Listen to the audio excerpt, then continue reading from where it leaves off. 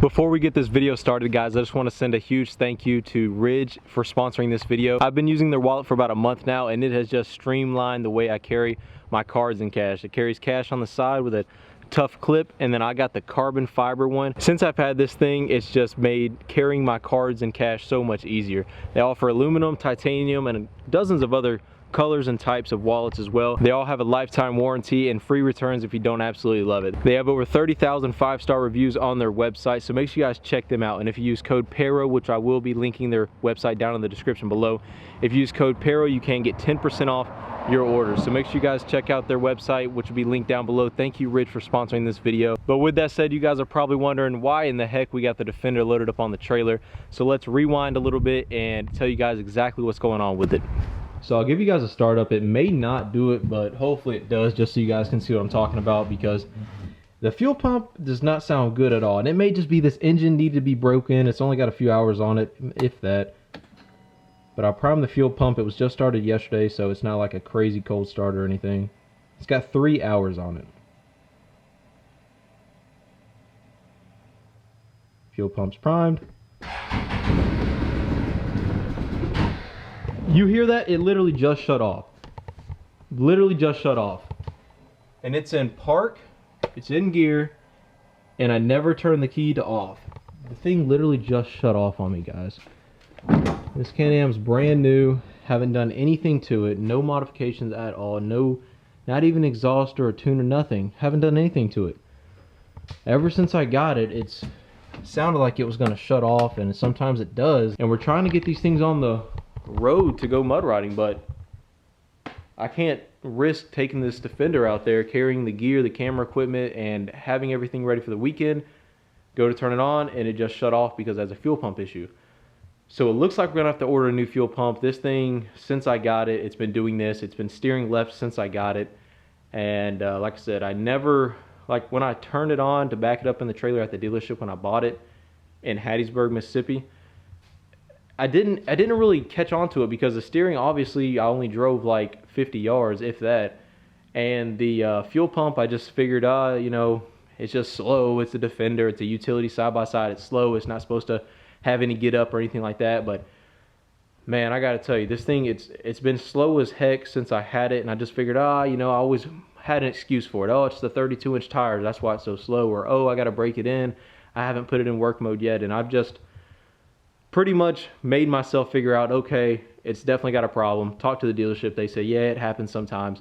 And you guys just seen on video live, well, this video is not live, but I haven't edited it.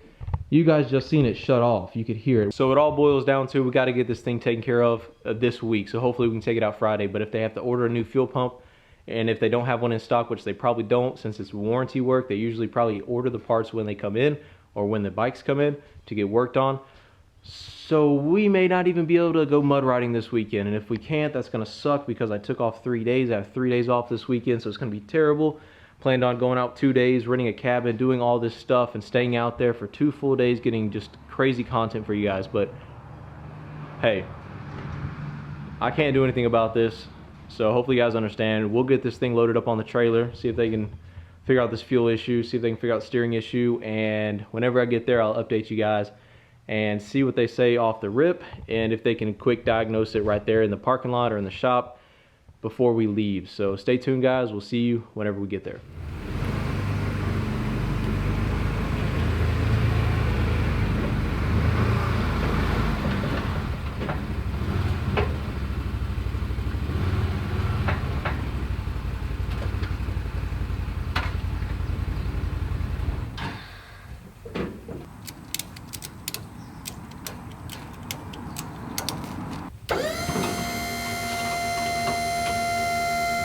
Alrighty guys, so we're almost up to Holland Motorsports where we get our stuff taken care of up here. They always take care of us up here in Dothan, Alabama. There's some good guys up there, and I think they're going to be able to take care of this pretty quickly for us. But I don't want you guys to think that I'm upset with Can-Am or Hattiesburg Cycles at all. There's no way of them to have known this was going to happen, first of all, with the steering or the fuel pump issue. You know, Hattiesburg is such a big dealership that they put out so many products. Of course, they can't test drive. You know, they do their preliminary checks their PDI, pre-delivery inspections. They do that, but I don't think on that they would have known the steering was off and the fuel pump was bad. I don't think they would have known. Just like I said when I picked it up, I didn't tell the steering was bad because I didn't drive it that long. That's my fault. I take that. And then the fuel pump, I just figured, hey, it's a Defender. It's a little slower than normal. I didn't think anything of it, so I didn't even know either. So I'm not mad at Can-Am. You can't be mad at mechanical things. They're always, some things, no matter how good a product is made, there's always going to be some bad apples in the tree. And I'm not mad at Can-Am. I'm not mad at Hattiesburg. It just so happened to me. It happens to other people too all the time. And it's just one of those things, no matter the make or the model, there's always going to be those bad machines, and we'll get it fixed. It won't be that big of a deal. We're almost to the dealership now. We'll see what they say, see what they think. Alrighty guys, we just got to the dealership. We are going to go into their maintenance bay and tell them what's going on, but they got tons and tons of bikes up here. Up at Hattiesburg Cycles. They also deal in Harleys as well. So we'll go in there and tell them what's going on with it, see what they say. It's dipping diesel, boys. Dipping diesel. Alrighty guys, so we just got done with the paperwork for the warranty, but look, they have two 2020 Can-Am Renegade 1000 XMRs. These things look nasty. They got 119 left. Of course, I've got this one, but nasty color combination. I love that matte. Looks like a matte gray with a gloss black. And this, what would you even call this? Like a battleship gray powder coat. Like a hammered powder coat. It looks pretty sick. Check out the dashes on this thing, see if anything changed on the handlebars or dash. Looks pretty much the same up here. Snorkel kit, of course, the same. I don't see anything different other than the colors. Now, I do know there are changes with it. I just can't remember off the top of my head, other than the color scheme, what the changes are with the new 2020 Renegades, but not a huge fan of the yellow and black. Does have a nice matte black or matte gray. It's like a charcoal gray back here. I like this. This is pretty cool. Never been a fan of the yellow or the lime green on these things. It's not that I don't think it's cool. I do think it's cool. It just probably wouldn't be the one I picked. I'd probably pick this one. This would be the 2020 I would ride. But like I said, we got a great deal on the 19 now that the 2020s are out. So I'm still happy I did go with the 19 because they look pretty much the same other than the color combos. So yeah, very happy I went with mine. I love this gold and the black. Just dropped it off yesterday to Lucky 7 Power Sports. We're getting the floorboards, the rear rack, the rad kit, and the 32 Assassinators put on right now. You guys know we just got the HMF exhaust and tuning done to the Renegade, so it should be mud ready pretty soon. But if we don't have that Defender done, I'm talking to him right now, if we don't have that Defender done, we'll go check out this Defender as we talk about my Defender. But if we don't have my Defender done by this weekend, which it's not looking too good because they're saying they're about a week out on ordering parts right now. But we're gonna go back there and talk to them here in a minute.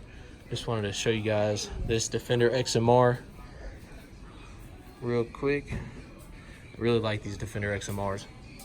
Also got Sea-Doos and all sorts of stuff up here. You guys a back look.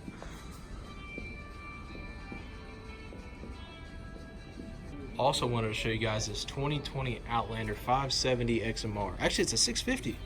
It's a 650. That is a 570 2020. Both of them in the XMRs.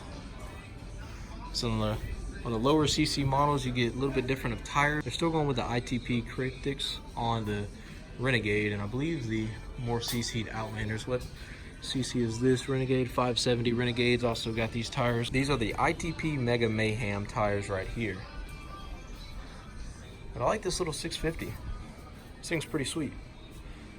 Surprisingly like the color combination, only because it's like that gloss battleship gray and the looks to be lime green yellowish. Looks pretty sweet. Check out the dash.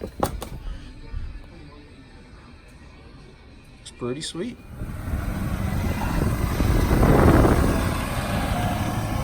So we just got it unloaded. He's gonna pull it into the shop. We're gonna see about what he thinks.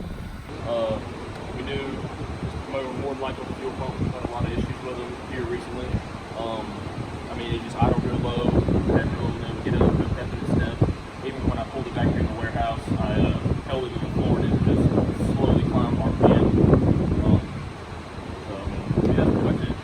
so we don't know too much right off the back, and sorry if the audio is terrible, guys. It's just decided to monsoon outside, so the rain's bouncing off the warehouse building. It's kind of hard to hear in here, but pretty much he was saying no pep in his step. When he's hit it to the floor, you can pretty much tell it doesn't have really any fuel pressure at all. But what we'll do is we'll pull it back there, we'll hook the fuel pressure gauge up to it. It should have around 52 psi.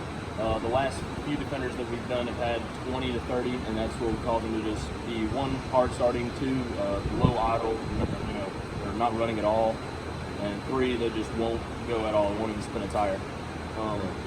I was telling him, I was like, man, be honest, since I've had it, it's been extremely slow, but they said that's not normal at all. These things are normally pretty quick. Yeah, I mean, even as big as they are, you can put 40s on them and it'll still roast them down the road. Oh yeah, see, this one ain't no way it'd roast these things. It's got to be a fuel pressure issue or a fuel pump. Something's going on with the fuel. That's all we know right off the bat. Yeah, the good thing is with these defenders is it's really easy to get to the fuel pump. It's right here below the air box. We actually have a special tool that makes it really easy to get out right there. But before we do anything, we'll take a few lines off the injectors and see what kind of pressure we get. Sweet, sounds good. Well, we thank Tyler for helping us out on this Defender, and all the guys over here at Holland. They always take care of us. If you ever need a bike or any advice or any service done, Holland Motorsports in Dothan, Alabama, make sure you guys check them out. Yes, sir. So we'll get this thing pulled back in the shop and get it taken care of. Alrighty guys, so as of right now, it doesn't look like we're going to be able to go riding this weekend like I really freaking wanted to. I really wanted to go riding this weekend, and sure, we could take the Renegade out, but I really want to have the Defender there with the Renegade just to have the family with me and, you know, actually be able to spend a good time out there. And that was the plan from the get-go, and this is a little bit of a setback, but it is what it is. I was talking to Tyler a little bit, the mechanic in there. He said that, you know, by the way, he's a subscriber too, so that's freaking awesome. So thank him for subscribing and supporting the channel. But he works up here. He just so happens to work up here as a mechanic too, and is a good one also. So he said that the 17, 18s, and 19s just randomly, their fuel pumps, it looks like a bad batch. He said in the past month or two, he's got like 8 or 9 of these same issues on Can-Am products. He doesn't know if it's like a bad batch from the people they get the fuel pumps built from or what, but Can-Am's warranting them out. They haven't given them any issues as far as the warranty goes, or complaining about it, or anything like that, or not paying out. So we'll definitely keep you guys updated, but we're gonna go ahead and end out the video here. I got some other stuff I'm working on today, so hopefully be looking out for a new video here very soon. So if you enjoyed the video, make sure you smash that like button, guys. Comment down below, let me know if you've had this issue before. Let me know what you think about it. Do you know somebody that's had it? If you're new, make sure you're subscribing, hitting that push notification bell so you get notified each and every time I upload a video. So hope you guys are enjoying the content last couple of days, and we'll see you in the next one.